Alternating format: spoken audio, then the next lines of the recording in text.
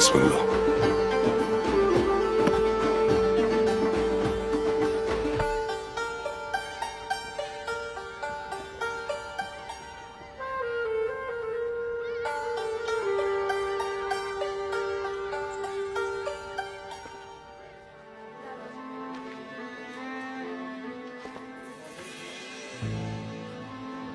بازی نمونه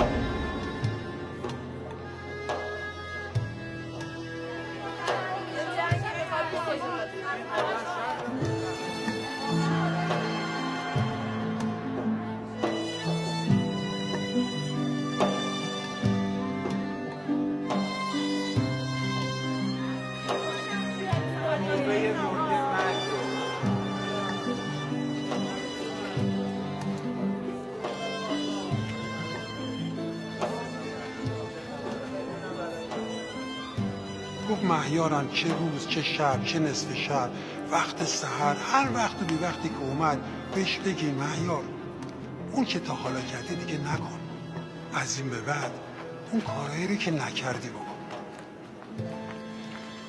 همینو بس.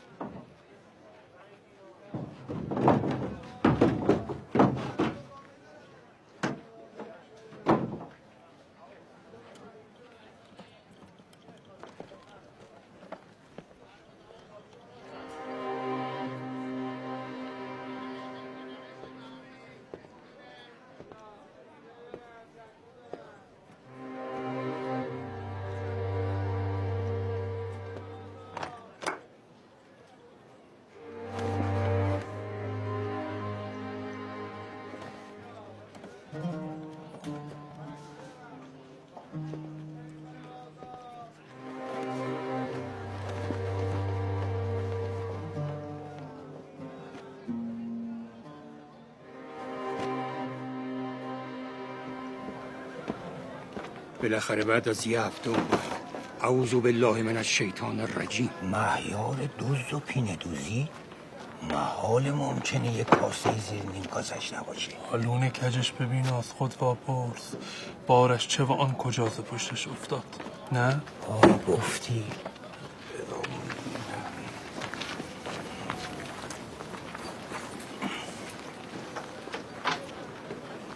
بیا رفت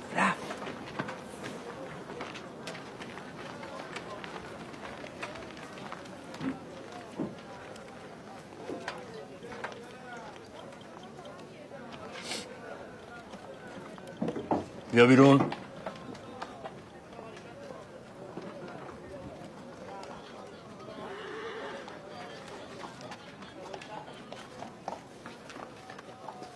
از هر کی سراغتو گرفتم یه اسرود گذاشته.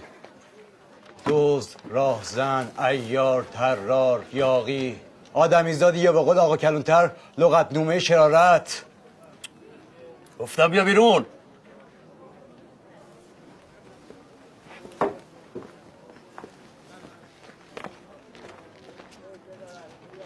این مرد چند ساله به خودش دزد ندیده. خبر اومدنت کل محله در دشت ورداشته. میگن آتیشی نبوده که نسوزونده باشی. کلانتر محله ما رو فرستاده که هشدارت بدیم بدونی چار چشمی مراقبتی. بیکاره با هر کاره، بیار و آتیش باره. هر چی بودی نبودی گذشتهات چکر بگ. گذشته میخوای بمونی نمونی به خودت مربوطه، ولی تا وقتی هستی صبح عین آدم میای در پینه دوزیتو باز میکنی، بخیاتو میزنی، شبم عین آدمیزاد میبنده میری. خوش گردین و صفا گردین. ما رو به خیر و تو رو چکر بگ. به سلامت. شنفتی؟ شنفت. اینم بگم که یادت بمونه آق کلانتر این محله از اون کافر کشکشیایی که شمشیرش بیشتر از زبونش کار میکنه. پس حسابی عقلتو اوستا کن، نزار پرش به پرت بگیره. ببین گفتم که گفته باشم، صفتم که صفته باشم. شنفتی؟ آره شنفت. البته ناگفته نمونه، من خودم خورده حساب شخصی با عیار جماعت دارم. 12 سالم بود با خانواده از کربلا برمیگشتیم که یه مش راهزن از خدا بیخبر زدم به ما. از قضا یکیشون لباس عیاری به تن داشت، اونی واسه دزدیدن نداشتیم. بنده خدا فکر میکردم این راهزن از خدا بیخبر میخواد منو با بردگی ببره بفروشه. مادرم هنوز که هنوزه داره نفرینش میکنه.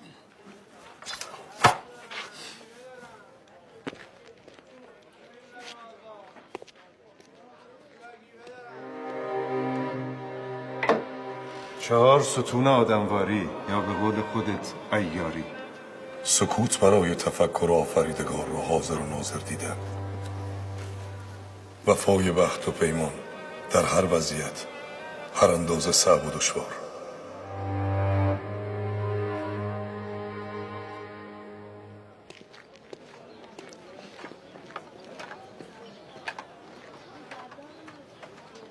دیدی گفتم هنوز در راه نرسیده، معلوم نیست چه آتیشی به پا کرده که برقی ریختن سراغش. از این به بعد آفتاب به آفتاب باید چشممون به جمال کی روشن باشه؟ اساس کی شبگرد شب‌ها. حیرونم این همه سال تو هر گور و گورستونی بود چرا همونجا نموند و برگشت اومد؟ آخرش هم برمیگرده همون قبرستون. یا اگر بخت خودش اقبال ما یاری کنه که تنگ و تنابش آماده دلنگون و ونگونش کنن تموم شو بره پیکارش. گفتی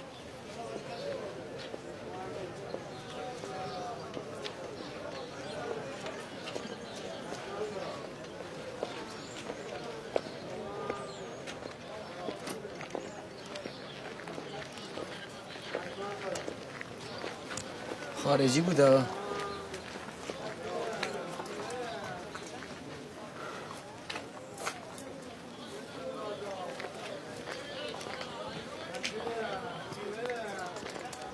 گلصورت خانم، دوست و همراه عیونزاده و شاهشناس نمیخوان؟ دستتون رو بدین به من؟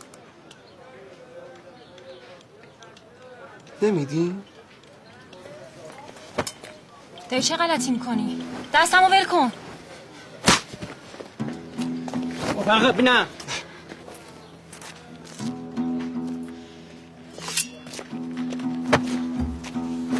آیا خواخه دستمو شکستی نسا.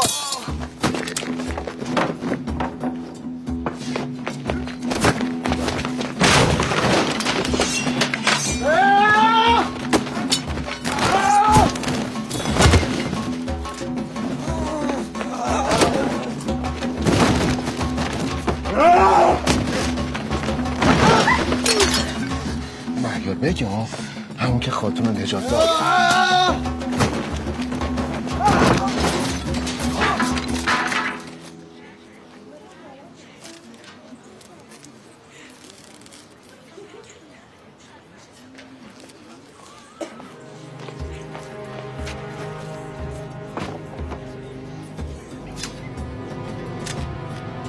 به مهیار بگ پشت سره.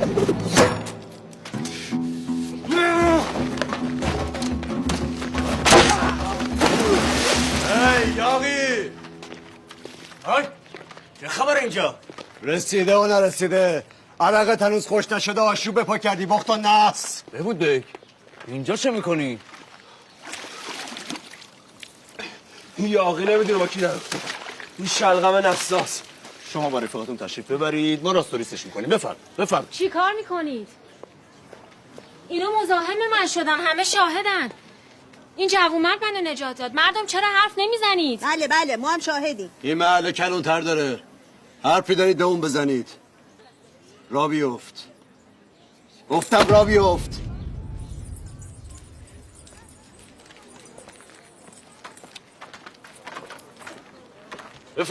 بفرمایید به کار کاسبیتون برسید. الحمدلله چه ختم خیر شد. بفرمایید.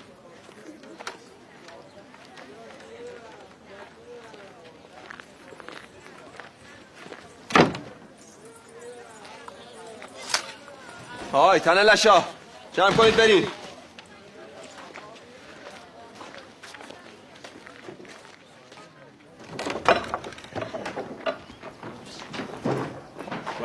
خسته نباشه اوستا، خوب شد اینجا.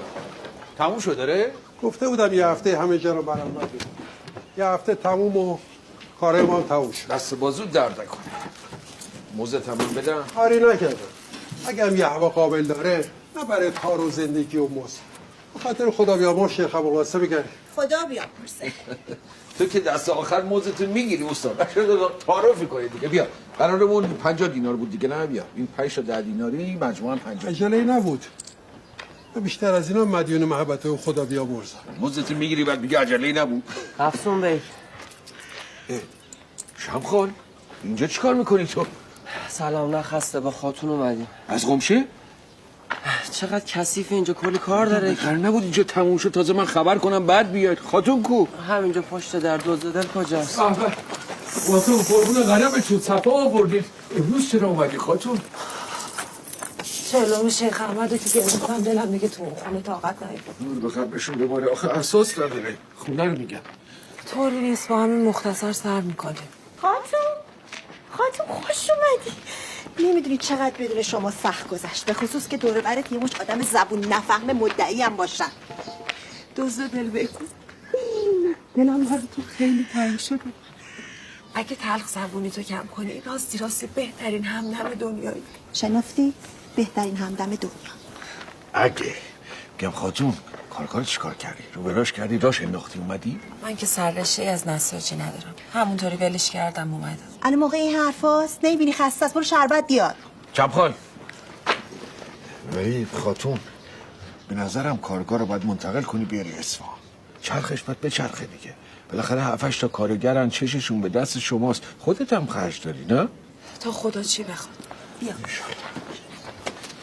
اوستا دستت درد نکنه، واقعا آبرومو خرید. خاتون میومد اینجا رو خرابه بیدید اصلا من خجالت زدش میشدم. شنیدم.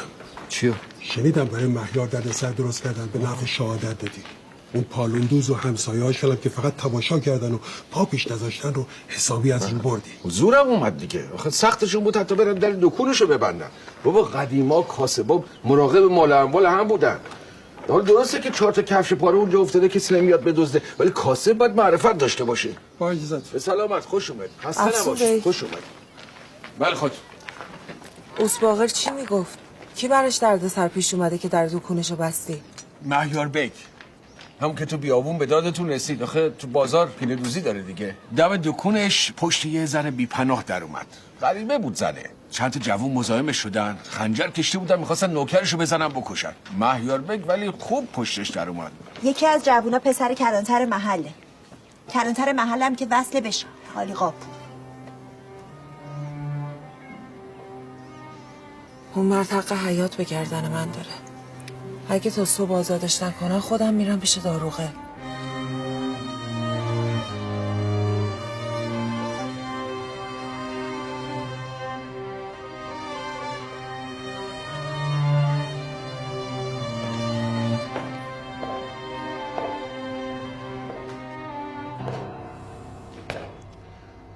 برات مژده خوب و عالی دارم مهیار عیار.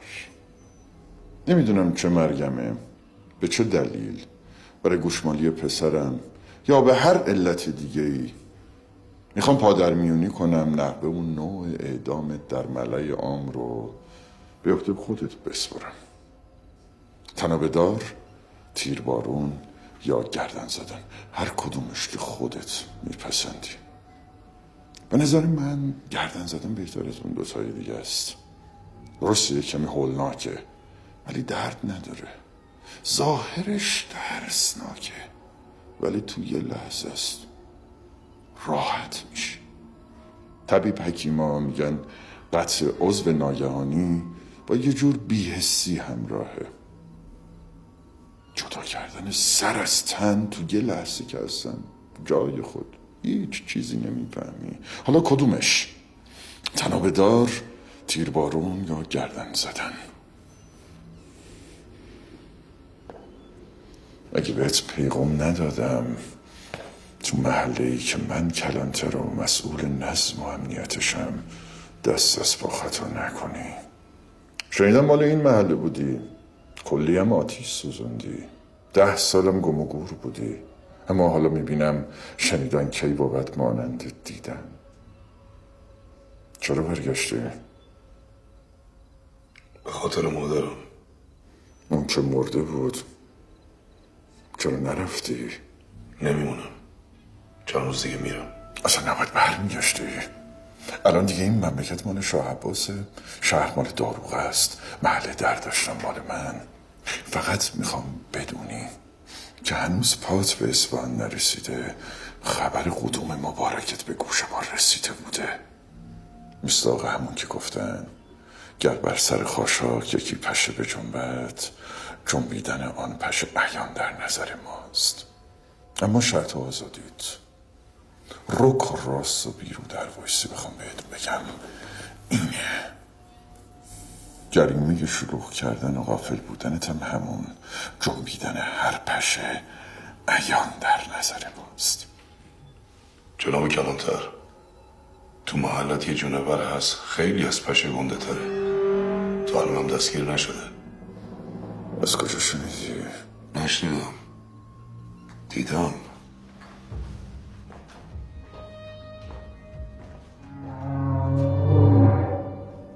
یعنی هر جا هر کاری میکنه یه دونه از اینا میذاره.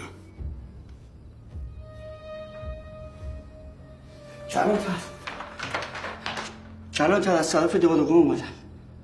داروغه؟ این وقت شب؟ فرستادن دنبال این مرده. تو رو از کجا میشناسه؟ بعد خوشحالی به خودت نده که داروغه احضارت کرده لابد. جسارتا شما هم باید باش برید. دستور جناب داروغه است.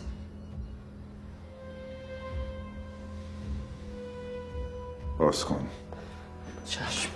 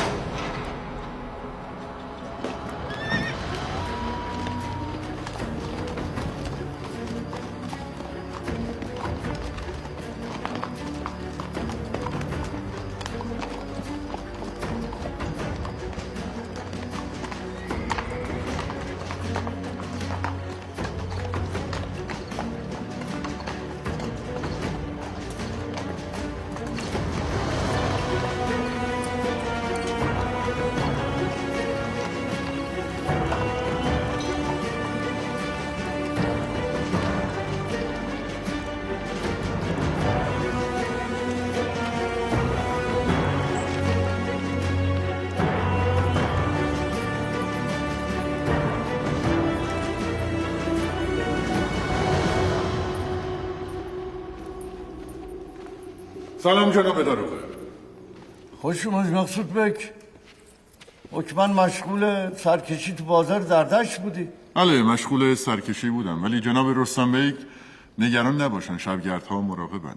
سال هاست که پای هیچ دزد و عیاری به دردشت باز نشده. علت درگیری امروز چی بوده؟ این مرد با چند تا جوان درگیر شده و بی ملاحظه اونها رو کتک زده و بازار رو به هم ریخته. شبگردان دستگیرش کردن. علت درگیری؟ یک کلمه: شر و شرارت. البته جناب داروغه خیلی بهتر میدونن که شرارت در وجود بعضیا ذاتی و جبلیه. ولی شنیدم اون جوانایی که درگیر شدن قوم و خویشت هستن. بله یکی از اونها. یکی از اونها چی؟ پسرم بوده. پسرت؟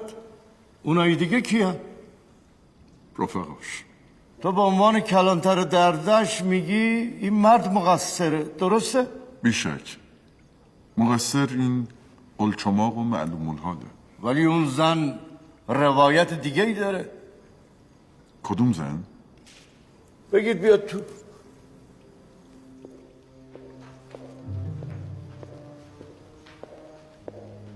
خانم بفرما چه اتفاقی افتاده؟ من ایتالیایی هستم آقای من. همسرم بازرگانه. ما ابریشم ایران رو به ایتالیا میبریم. امروز تو بازار یه پسر مزاحمم شد. خادم طرفداری کردم و کتک خورد. جناب داروغه، یکی از اون پسرها روی ما خنجر کشید که اگه کمک این مرد نبود حتما یکی از ما کشته میشدیم. این شهر داروغه با کلانتر داره که مراقب مردم باشن. تو این وسط چی کاره ای؟ جناب داروغه، اگر قتلی اتفاق بیفته قاتل من دودمانشو به باد میگم. باید پیشگیری کنی که قتلی اتفاق نیفته که بخواین قصاص کنین. میبینید جناب داروغه چقدر پر مدعا. شوهر این خانم بازرگان خارجیه، یعنی کالا از مملکت ما به مملکت خودش میبره، اون وقت پول اینجا سرازیر میشه. پس باید امنیت داشته باشه، هم خودش هم عیالش هم افرادش. هر خارجی که قدم به این مملکت میذاره مهمون مخصوص شخص شاهه، نتیجتا مهمون همه ماست، مخصوصا وقتی تاجر باشه. امنیت ایران زبان زده همه است. اگر امنیت نبود ایران بزرگترین صادر کننده ابریشم نبود. من همه جا گفتم امپراتورهای اروپا باید از شاه ایران یاد بگیرن. حالا امشب اون پسر تو رفقاشو حداقل 3 روز بنداز زندان، هر کی میخوان باشن، آزاده هر کی. خانم اگر ضرر و زیانی متوجه شما شده بنده جبران میکنم. من خیلی ترسیدم. خجالت کشیدم تو بازار. جبران ترس و خجالت خانم به عهده شما مقصود بک. شأن کلانتریت هم حفظ کن، بچه‌تو ننداز به جون مردم. لزومی نداره خبر به شاه برسه. مهمانان ما هم پول یا هر چیز دیگه ای خواستن از سائه خودم براشون میفرستم. جبران ترستون چی خانم؟ ما باید جبران کنیم پاداش جوانمردی این مرد رو.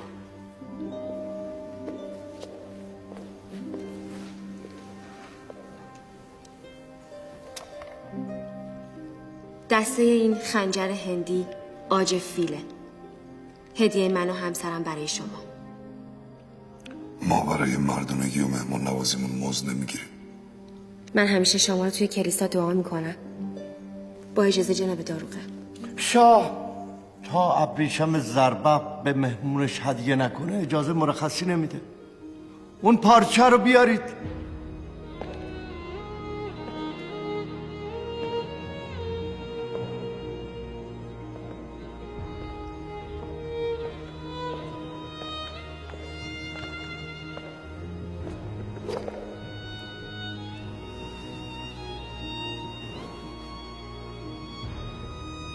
بلیسیما چقدر زیباست. میتونید برید همراهیشون کن. با اجازه.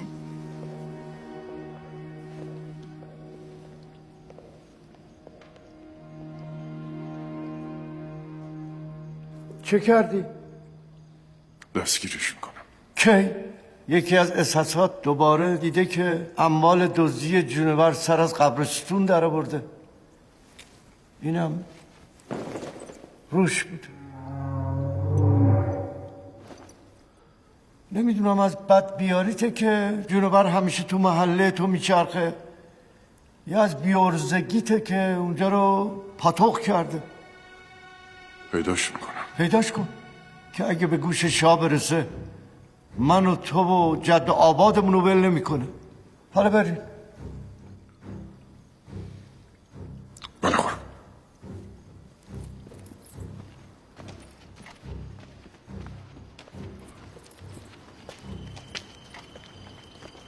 چل ولی بیگ بیاد.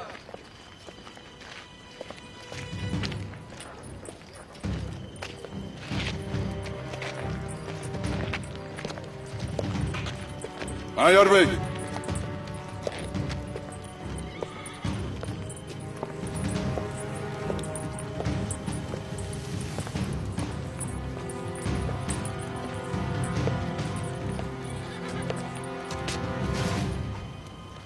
از جونور حرفی نزدی؟ لب باز میکردم از کار بیکارت میکرد. مهیار بی برگرده.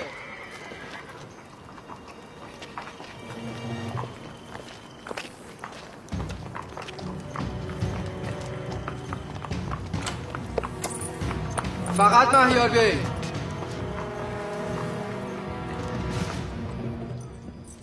گفتی چی کاره بودی؟ نگفتم. آره مقصود بک یه چیزایی گفت. حالا کاربارت چیه؟ بی حاصلی بی خبری. این که خلاصه عمر همه است. شغلت مشغولیت. گاهی دوز بودم گاهی پاسبون کاربانم. جوانیم تو بیابان گذشته میان سالیم تو زندان. کدوم زندان؟ یزد. زندان اسکندر. کلبلی میگفت که به تنهایی با 4 تا راهزن در افتادی. 5 تا. یه راهزنی هست که من سالها دنبالشم. اسمش خانکاکاست. جن بوداده ایه. مثل مار میخزه و مثل ماهی میلغزه. دم به تله نمیده. عیار نابکاریه. تراره. عیار جوان مرده. خانکاکا تراره راهزنه. خیلی وقتی که روزگار ترارا و عیارا شبگردا و جوون مردا یا هر اسم دیگه که دارن سر اومده. روزگار تراری و راهزنی تموم میشه. روزگار عیاری و جوان مردی نه. حاضر جوابم که هستی. میخوام با مهارت عیاری رد این مردک رو بزنی دستگیرش کنی. مدتیه به کاروانهای کوچیک دستبرد میزنن. شاه هم مقرر کرده که از هر کاروانی که دزدی بشه از دارایی من باید پرداخت بشه. نمیخوام به گدایی بیفتم. پیداش کن. نمیتونم.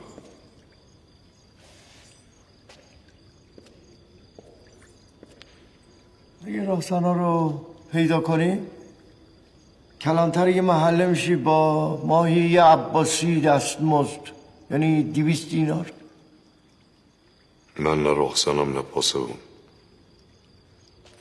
دستور من دستور شاه. برای کسی که از عهده بر بیاد. نه من که دلم سرده و سیر از شمشیر و کمون و تیر، که همه چیزم کس و کارم دار و ندارم سر طراریه دستم رفت.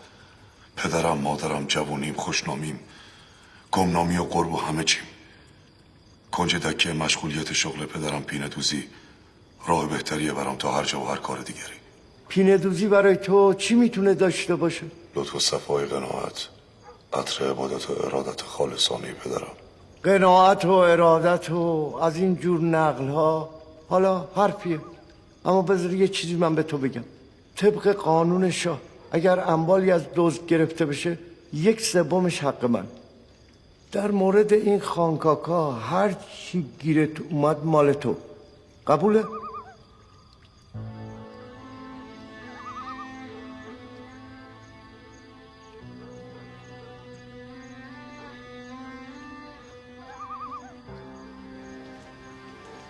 نمیتونم مجبورت کنم، ولی اینو بدون که از تو پینه دوز در نمیاد عیار. اینو شنیدی که میگن نه طفل نوآموز از هجی کردن نوشته های در و دیوار دست میکشه، نه عیار از عادت عیاریش. میتونی بری.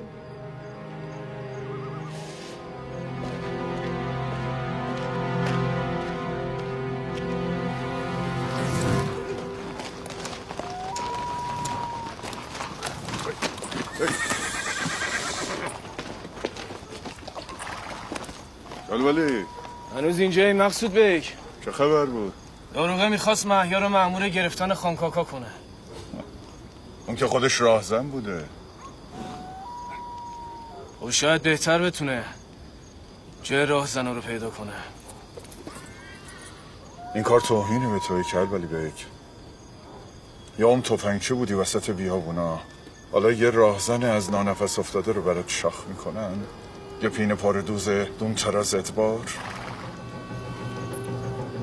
بیک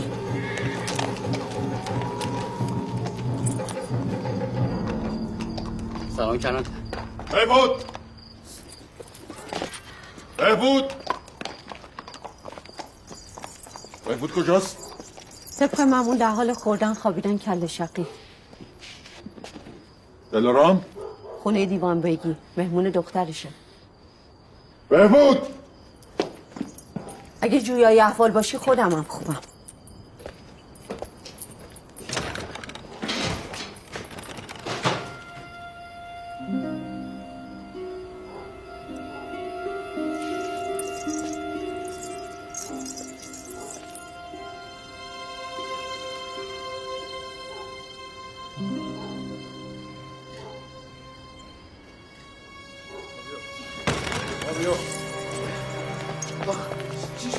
بیا فرد نزن. من از سکه یه پول میکنی آره؟ چی شده؟ چی کار کرده؟ فرد نمار شده. من زندان نمیرم. یا گم شو یه برو تو. چی شده؟ فرش رو. من نمیرم تو. چرا؟ چی شده؟ چی شده؟ این داروغه گرجی کافر به خاطر تو امروز منو جلوی چند تا آدم خارجی و این مهیار راهزن سکه یه پول کرده. چند روز تو همین زندون میمونی، همین زندونی که تا 1 ساعت پیش زندون خود مهیار بوده. اون دعوا که تموم شد. برای تو آره تموم شده، ولی برای من تازه شروع شده. همین امروز صبح بهش پیغام دادم که تو محله من دست از با خطا نمیکنه. شب نشده داروغه جلوی همین مردک منو خار و خفیف کرد. فردا صبح قصه بی آبروی منو قراره به صغیر و کبیر بازار تعریف کنه. میفهمی؟ مهیار غلط کرده، سرشو میذارم رو سینه. غلط میکنی. برام دشمن درست کردی، ولی من آدمی نیستم که بخوام به شغال باج بدم. 3 روز همینطور میمونی، پی مهیار عیارم نمیگیری تا یه هفته دیگه این مردک دمشو بذاره رو کولش و گورشو از اصفهان گم کنه. میفهمی؟ دوستای الدنگیزم گرفتم انداختم توی زندون بهادر بیگ که اینجا دور هم دیگه نباشید، بخواید برای مهیار نقشه بکشید. من نمیتونم اینجا بمونم. خفه شو. چرا انداختیشون تو؟ بگو برای شخت خواب ببرن، قرار 3 روز و 3 شب اون تو باشه. معلومه این بار بد گندی زده که 3 روز بعد تو زندون پدرش بمونه. تو با این کار نداشته باش، دستور دروغ است. ممکنه شب و نصف شب شبگرد بفرسته ببینه زندونیش کردم یا نه. حالا لازمه زندون باشه؟ لازمه.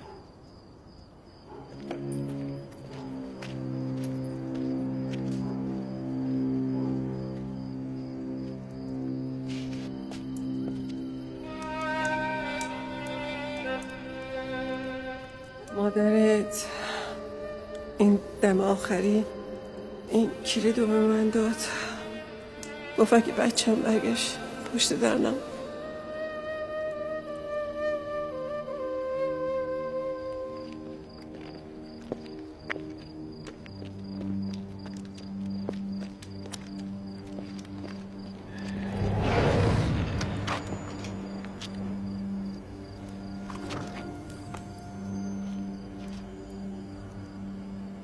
گربه بود، سگ بود.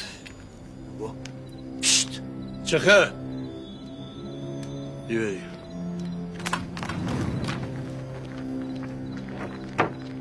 بسته است. بعدی با این مشقاسه من دوباره در رو بکشو باز گذاشته بکشه این کار ما رو سخت بکنه. بسته شد. بیا چته آدم باش، برو ببینم با این شجاعت چجوری اساس شدی؟ در بیاری این لباسا رو، به تنت نمیاد. اساس؟ آره. بعدی آدم نمیشه